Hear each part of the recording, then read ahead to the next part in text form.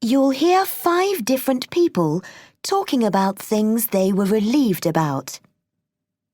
For questions 19 to 23, choose from the list A to F what each speaker says.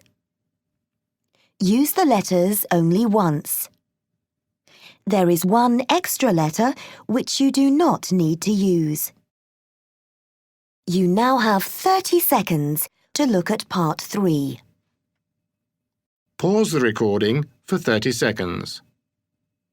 You'll need to play the recording twice. Speaker 1.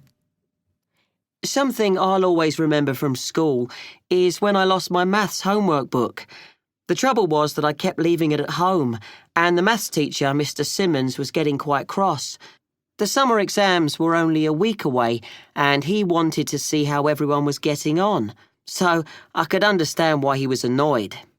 And I couldn't find it at all. I was sure I'd be in real trouble, but then I had a piece of luck. The school suddenly decided to give us the week off to revise.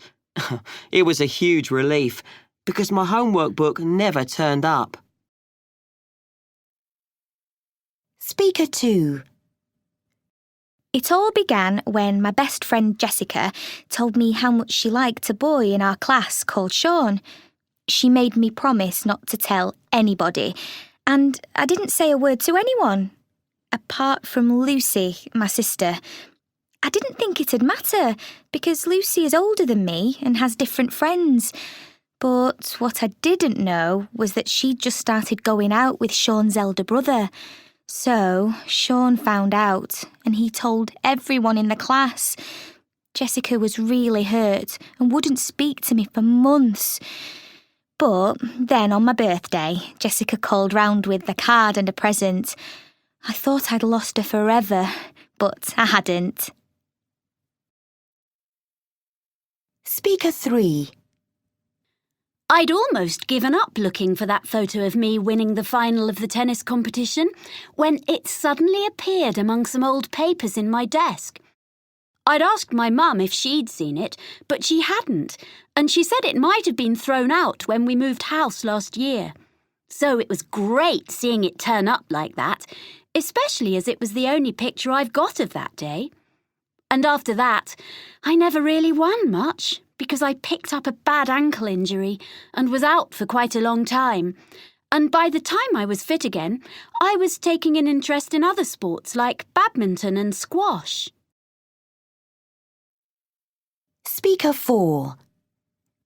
I was on my way home from school at the time, and it was just after the exams, so I was riding along feeling quite relaxed and happy, thinking about the holidays to come. So I wasn't really paying attention when a car suddenly came racing out of a side street without stopping.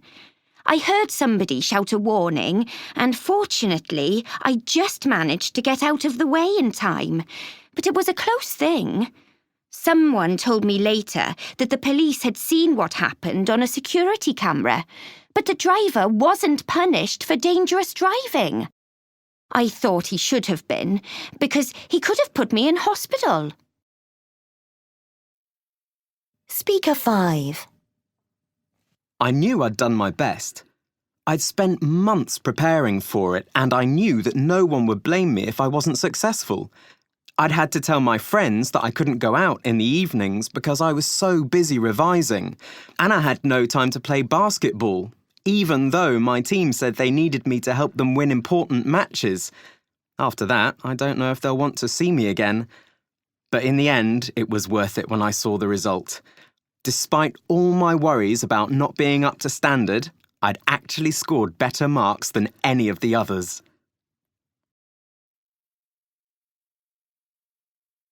That's the end of part 3. Now turn to part 4.